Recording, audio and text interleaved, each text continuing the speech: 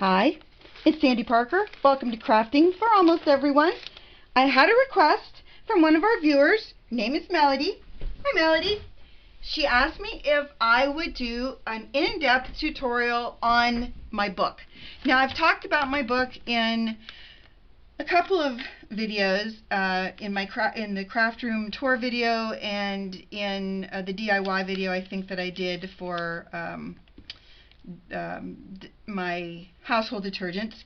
But what I didn't tell you is I have more than one of these books, and I will tell you about my fails as well as my successes in this process. First, let me tell you about my fails. This was the first book I did.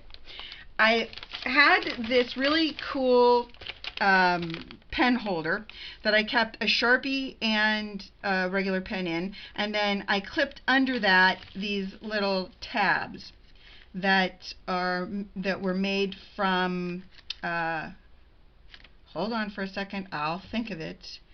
They are Post-it note tabs, but they're you can see through them. Okay, well, I ran out of those when I finished this book, and I had these Post-it note tabs. These horrible, horrible fail. As you can see, they just folded up. They were a nightmare. I don't recommend those. I do like these little tabs, but in book number, this is my fourth book actually, I just started this book, and I found these tabs that are really nice tabs, but they're shiny and they're hard to write on. So I didn't have my Sharpie when I started this. Oh, and here's the other funny thing about these. These I got at Michael's, and they were like, I don't know, $4 for 16 of them. So I can't go crazy with them like I did the other ones, because I mean, that's ridiculous. But anyway, I thought that would be a good plan, using those ones. It would look a lot more smarter than this little problem I had. So let's talk about what I did. The first thing I did is, anytime I had anything that I saw in a video that I didn't have, I would write it down under the things I need category, like an eye drop bottle, Mountain Dew lids. These were just from different videos that I came across. A 5-gallon bucket. It could be anything. Then I also came across things that made sense for me to buy. This was an Ink Essentials Rub It Scrub It. I'd never bought it, but it sounded good at the time, and it's basically a way to clean stamps. And then there's this stuff called Novus Plastic Clean that you're supposed to use to clean the Misty, but someone else told me, oh, don't use that, use something else. So I haven't even really cleaned my Misty. I just thought I'd tell you that that's, you know, what I did with this. I also wrote, if I found any stamp sets that I wanted, I wrote them in the inside, and then as I come across them, I would buy them. So let's talk first about what I did at the beginning. The very first thing that hit my eye was a DIY on perfect pearls. I like perfect pearls, and as you know, this is the one thing that I am really good at, and this was using the mica powder or the LA Colors eyeshadows, and smashing it up and putting it into a container and using it. And they said use a fixative or spray it with hairspray to make it stay. Thought that was funny that that was the very first one, and I haven't really referred back to it. Metallic paints, that was something that the Frugal Crafter shows you how to do, and if you'll see, my writing is horrible, and probably I'm the only person in the world that can read my writing, but she was one of the first big influences I have, and continues to be a big influence. And she showed how to make her own homemade daubers. I tried making those, you know, the ones that you use makeup sponges and you fold them in half and you hot glue them into a lid of a bottle. I just couldn't. I did it once and I lost the will to live because I burned myself so much. Homemade Mod Podge, of course I'd love that. It's 4 ounces of water and 8 ounces of Elmer's glue. Put it in a jar with a lid and shake it. I have no order to this. It was really very random based on what I was looking at the time. But let me get into some of the things that impressed me in techniques. the very first one that really impressed me was the dryer sheet technique on cards. And I haven't done that yet, but I'm going to. And then another one was how you paint with alcohol inks. I haven't done that yet on a video, but it's something else. I mean, these are all really great techniques on how to do things. It's just a matter of finding the right idea to go along with it. And the tissue paper technique, well, I have done tissue paper on geez, my mind just blanked, on our washi tape video, but this is actually tells you how to use it on cards to make it look really neat. Okay, here's a really funny one. This is a water card, and I was actually going to do this card as my next video. It's funny that it's so close to the beginning of the book, but it's one where you put hair gel in a bag and you put it behind the front, and it makes it look like you've got ocean water or water in front of your image. So if you'd like to see me do this, I really would like to do it, but if you can see, what I do is I draw myself the whole vision of what it would be, and that's how I do it. Then sometimes I will watch a tutorial, like making a stencil with a hot glue gun. I watched this one and I immediately came up with this idea of doing one with hearts that looked like this. Let's see if I can yank that out of here, because I absolutely made that one, and after I came up with the idea I thought, well, geez, I can just make that. I suppose that would be under. I think it would be in the front section. There it is. So here is, no, still no, there is the very first stencil I made with hot glue. I haven't tried it because I haven't made anything with hearts, but I thought it was really an interesting idea, and so I made a stencil out of hot glue. All you do is you take your craft sheet or your silicone mat, and you just draw your pattern with hot glue. It works like a charm. Wasn't it lucky that my stencils are still out, or that I'm too lazy to put them away? You be the judge.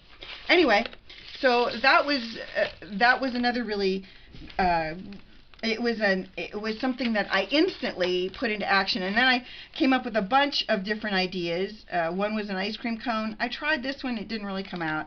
And seaweed, I did make my seaweed, but I don't know where that is right now. It's in the box, but I don't know exactly where it is, so I'm not going to take your time to do that. Then there's the toilet paper technique. We might do a card with that too.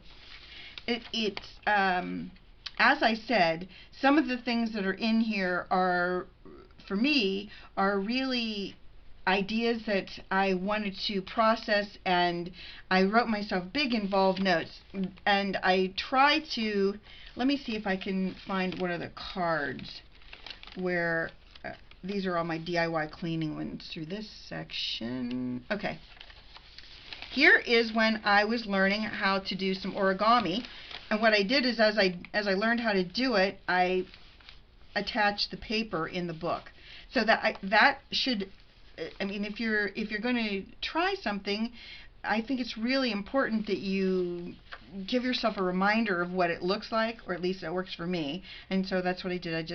I just taped it down in the book, and then I watched a video on different uses for perfect pearls, and there were a lot of them. So I just wrote every single thing they said down, and that was like, oh, I don't know, 4 pages, 6 pages of things. And of course I'd be able to use that information later, which is great. Then I found, hold on, here's one. This one is a fancy fold, I can't even read my writing, corner card, I think is what I wrote.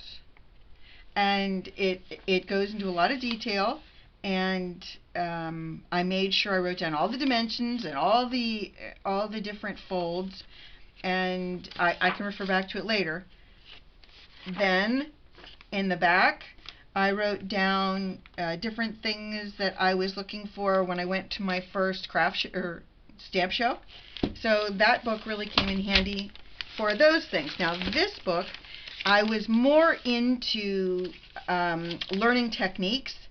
So what I did was, for instance, in this one, how to do color on color embossing, and I really went into detail, and I drew myself, those are bugs. They look like airplanes, but I think they're bugs.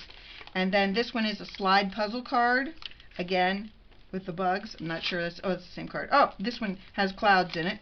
So all I can tell you is I really like the idea of having a reference book that is detailed in my terminology that I will understand.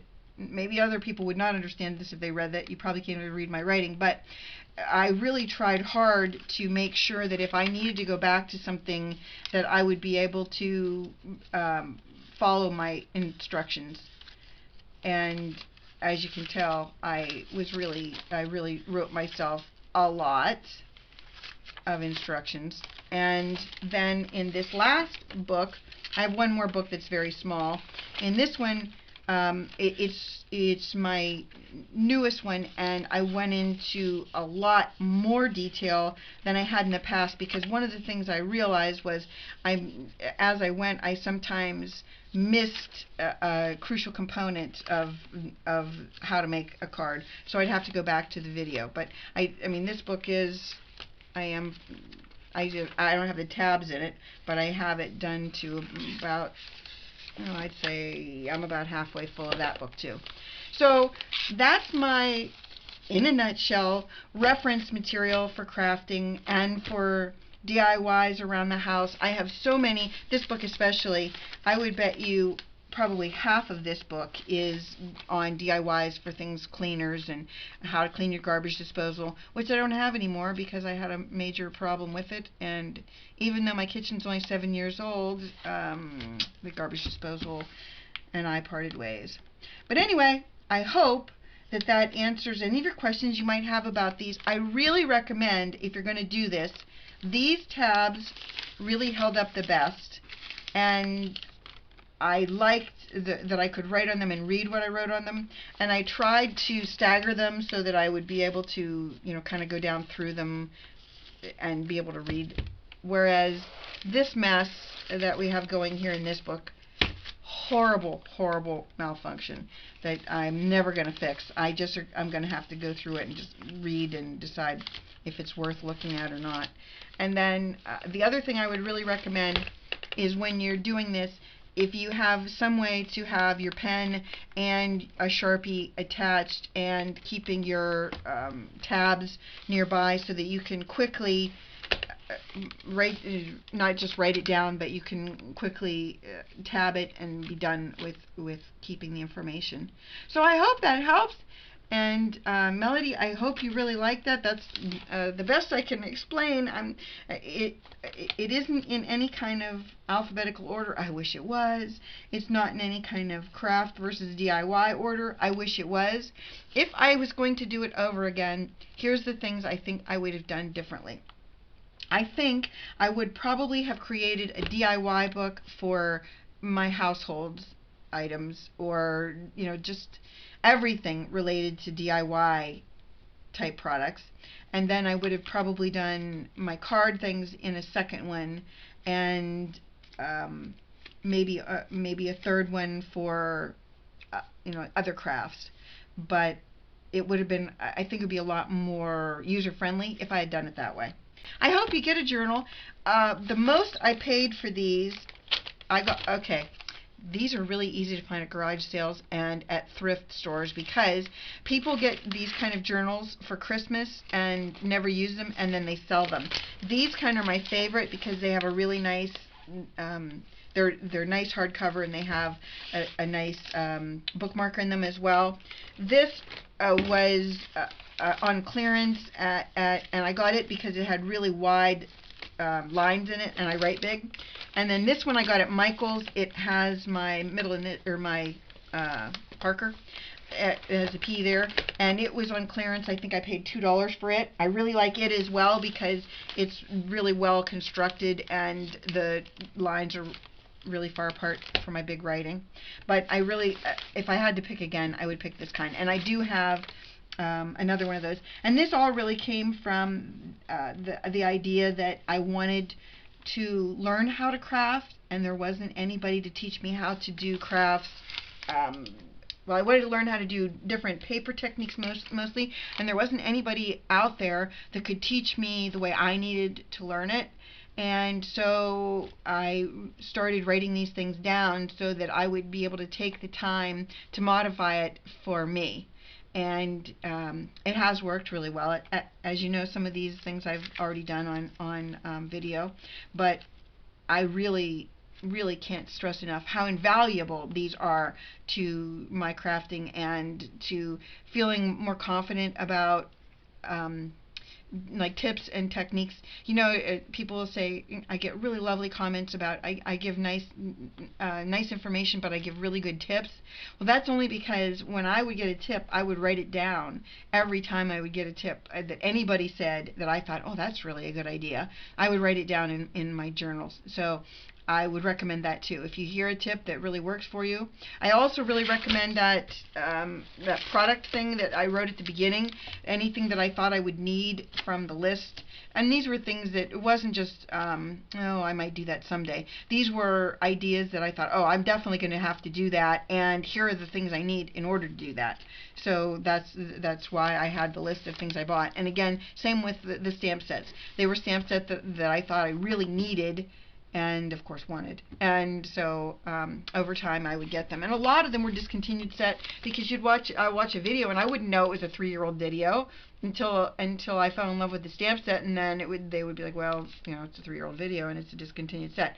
So I bought a lot of eBay type things, and I really think eBay is a great source for everything. I bought my Martha Stewart board from there as well. So I really do recommend that highly. So thanks again for watching. Please give my video a thumbs up and subscribe. And if you have any tutorials you'd like to see, or if you'd really like to see me make that Under the Sea card, which I really want to make, let me know. I'm on board. Thanks for watching.